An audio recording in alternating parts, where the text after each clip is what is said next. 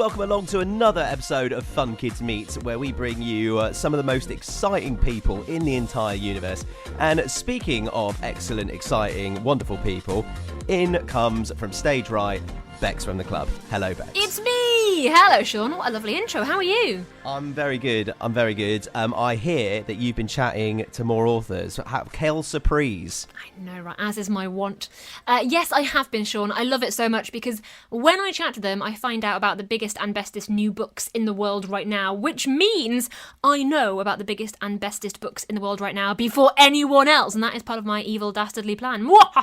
Which is great news, and this is a great person to speak to, because you were chatting to the writer of officially the greatest film that's ever existed, and Paddington 2, and the writer is, of course, Simon Farnaby.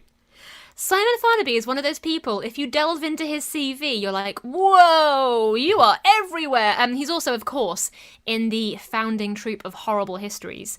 He always plays a slightly offbeat, odd character. And he was also in the film Bill they made together. And yeah, Paddington, if you've seen Paddington 1 and Paddington 2, yes, he's helped to write it. He's also in it. He's got very, very small parts as like security guards in it as well.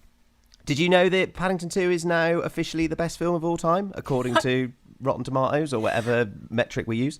I did see this, yeah, because the former best film of all time got knocked off the top spot, right? It did, and now Paddington 2 stands tall at the top of the pile. So we've got, it's a prestigious person that we've got on Fun Kids Meets this week. So let's chat a bit about what I reckon the interview is going to be about. But for one thing that I know for sure that it's about Simon's new book, isn't it? Yeah, The Wizard in My Shed. It's a really good book, actually. When you read it, it does kind of feel like a film plot, but it could easily be made into a film or TV show a la Walliams, I would imagine. Interesting. So my guess is, for Fun Kids Bingo, with Simon Farnaby, is I reckon he's got to be chatting about Paddington. If you've written the best film of all time, then I think you're going to mention there's going to be some sort of Paddington reference in there. Well, let's face it, it's all, if it was you and I, it was all we would talk about. If you and I had written Paddington, I don't think I'd ever stop talking about it. You wouldn't shut me up. I think the next thing I'm going to guess, because the book is called The Wizard in My Shed, this is a curveball one. I think this is an unlikely one to come up, but I think you might mention Harry Potter. I know a rival book wizard, but I think there just might be a mention in there, just to place it into this is a proper book about wizards. You think he's going to go for rival whiz kids, eh? I think so. I think so. I've got a hunch. And the final thing, because obviously Simon Farnaby, as we know, is a film writing genius, I wonder if you chat about the subtle differences between writing for film and also writing a children's book. So you think I'm getting technical? You think I'm going behind the curtain with this one? I love that I essentially tell you what I want to hear about, but you can't act upon it because the interview is already done. So you'll just have to sit there and hope that these requests will become fulfilled. Well, you hope. Maybe I don't want you to win, Sean. Maybe I don't hope. Oh, I see how it is. Well, let's see what you chat to lovely Simon Farnaby about. So I'm joined down the line by actor and writer Simon Farnaby. Simon's got a brand new book out. It's called The Wizard in My Shed, The Misadventures of Merdyn the Wild. Hey Simon, how you doing? I'm pretty good. How are you? I'm good, thanks. I'm really good, in fact, because I finished your book and I really loved it. It was quite an adventure I went on. Oh, great. Thanks very much. Yes. It's my first children's book, and it was something that I've wanted to do for a while, and I was hoping it would be funny and quite moving at times, and maybe kids would learn something just a little bit. So I'm really glad you enjoyed it. It's a pretty epic adventure. Has this been bubbling up inside you for a long time then? Yeah, I mean, I really like these sort of stories of kids that meet sort of strange characters. A bit like E.T., I suppose. My first sort of story adventure was E.T., and I went, wow, you can be friends with an alien. And I suppose it comes down to things like Paddington as well, like what would it be like to be friends with a bear, or to have a bear live in your house? And I thought, what would it be like if a wizard lived in your house, but not a sort of Harry Potter wizard, sort of have a very old sort of ancient wizard that didn't know anything about the rules modern society, or even how a TV or a car works. So it's been bubbling away for a while. So I was really glad to put it down and get it into book form. Now, of course, Merdyn wouldn't be very happy you've called him a wizard when really, to begin with, he calls himself a warlock. That's really what he defines himself as. I know, I shouldn't really I keep calling him a wizard. Yeah, he defines himself as a warlock. He thinks wizards are very, a little bit sort of soft-hearted and sort of fools. And he sees himself as a warlock who, in his head, is a much grander, much more dignified thing.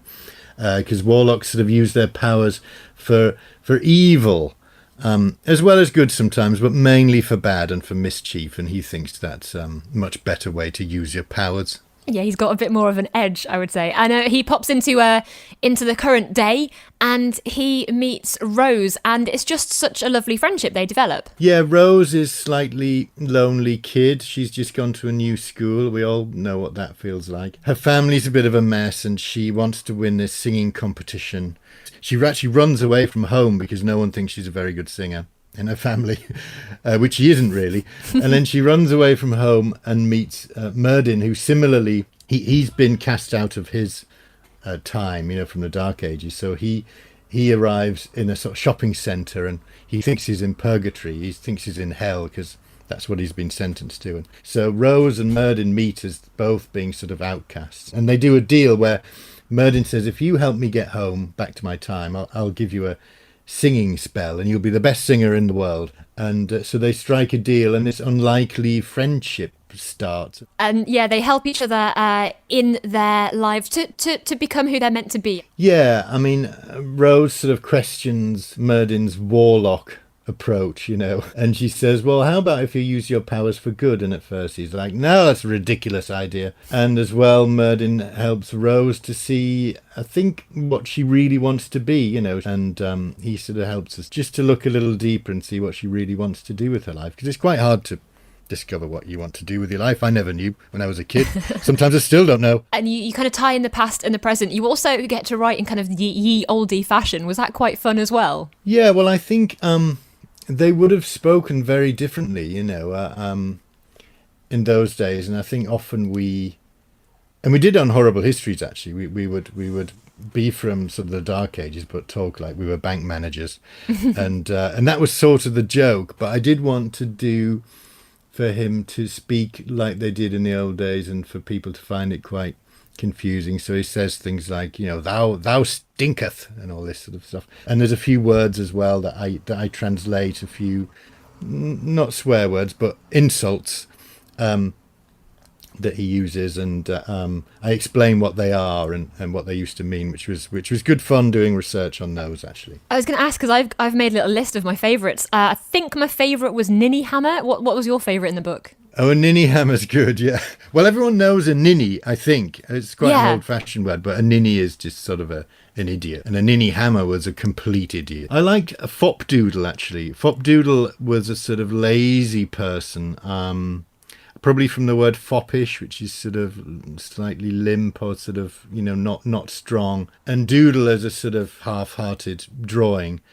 And so fopdoodle is great. And there is a school of thought that says that the Americanism dude, hey dude, comes from fopdoodle, because it sort of meant a very relaxed person, so it became sort of not so much an insult and more like hey, you're a dude as well, you're laid back like me. Yeah, I'm glad you said that, because that was the second word on my list, so we are of similar mind. I really enjoyed reading the book because, of course, you get to learn more words, but it felt very filmic. It felt like I was watching a film, reading this book. I got really immersed in it. I could really, really imagine it. Do you reckon is it easier or harder to write a book when you've written TV shows and stuff before?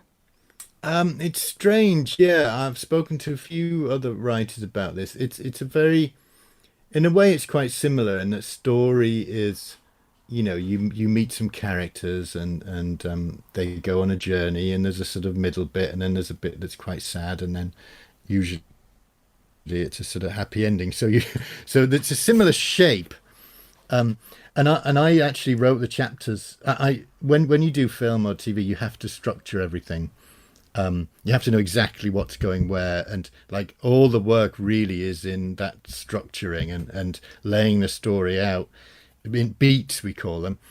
And some novelists, I heard Enid Blyton, who did things like The Faraway Tree and The Famous Five, just had an idea and just started writing and just stopped at the end, which I find incredible. Like so that's the difference probably being a TV and film writer is I have to have it very well structured.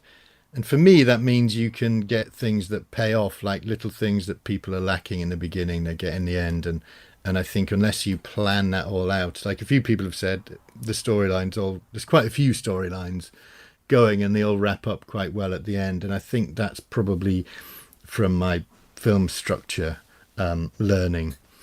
So, but it's fun.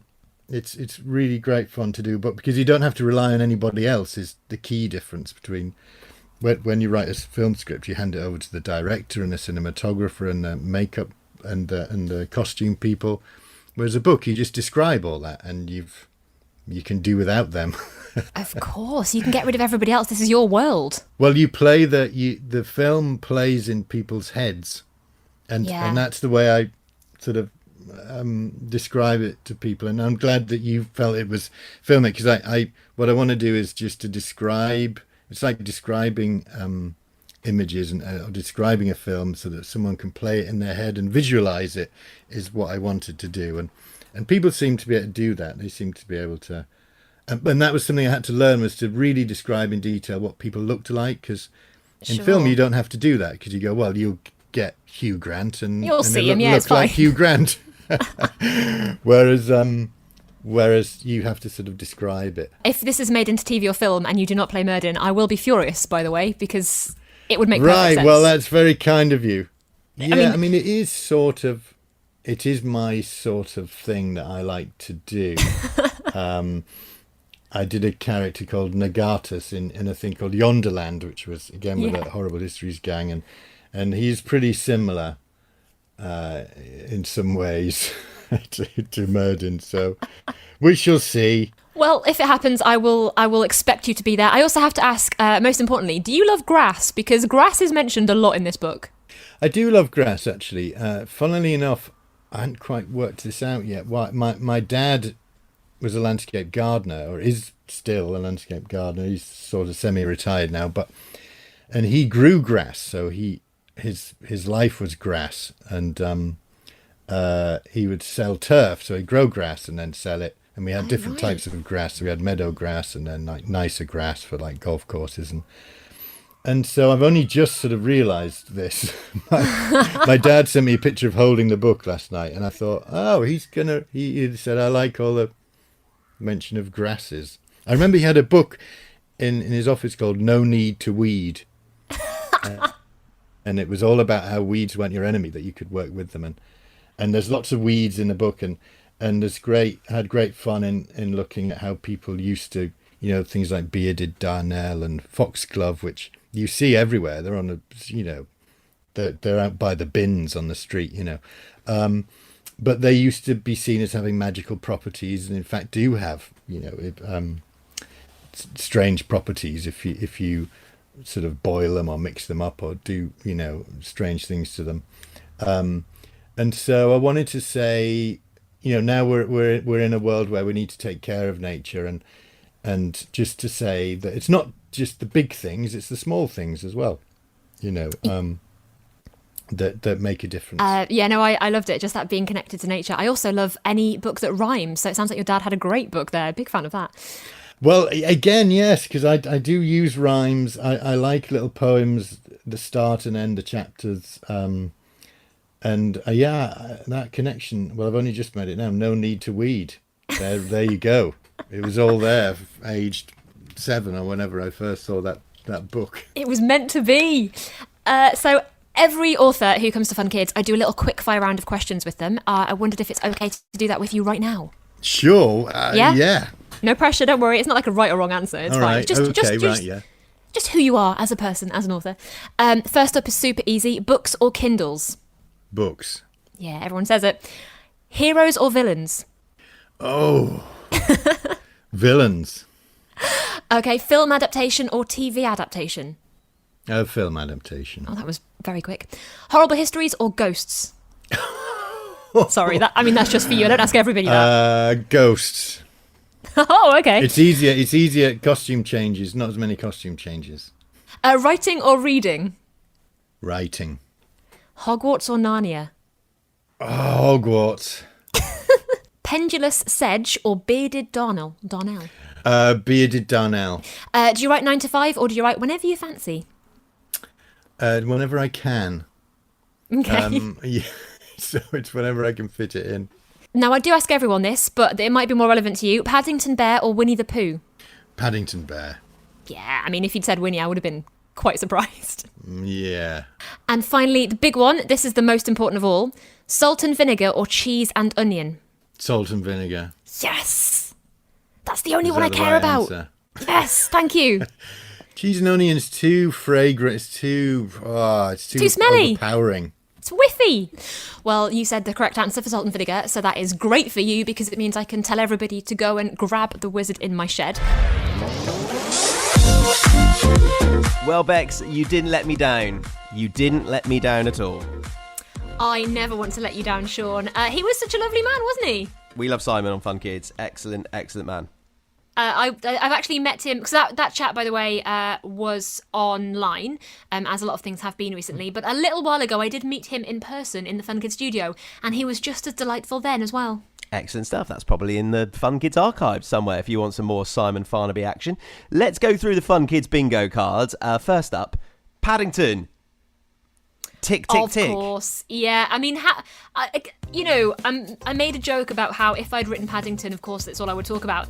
Even having not written Paddington, I've got nothing to do with that film. I still talk about it quite a lot, so yeah, it was going to happen. I liked the comparison he made about the wizard in my shed being similar to living with a bear, and that's where he kind of drew some inspiration. I thought that was a very good touch. And also, my absolute curveball, definitely didn't think this would be mentioned, guess, Harry Potter. There was a quick mention of Harry Potter as another member of the wizarding literary world. Well, it was a fleeting reference, but you know what, Sean? Them's the rules, and you win a point for They it. still count. And also, because he's only gone and nailed the clean sweep this week, Simon did mention the subtle differences between film writing and also writing children's books, and how his knowledge of film structure actually helped him with writing the children's book. Yeah, I think I get the impression Simon he's done so much more writing than we could ever imagine, and he just knows his stuff. So yeah, we got to talk about that as well. As someone who's read the book from front to back, Bex, would you think that Simon's got half an eye on that film adaptation? Honestly, if he doesn't record it or film it for the BBC and he doesn't star as the wizard, there is something wrong with the world. Like, it feels like he's written it specifically to cast himself in it, if I'm honest. Simon's playing the long game. Smart, smart, smart, smart, smart. He really is. It's such a good book, and you could just imagine from watching him on Horrible Histories, the characters he plays there, it would make perfect sense for him to also play the wizard. Excellent stuff. Bex, thanks for popping along again.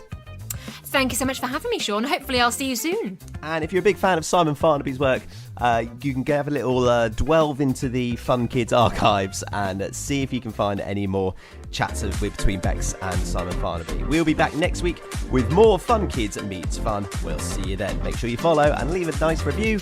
Bye!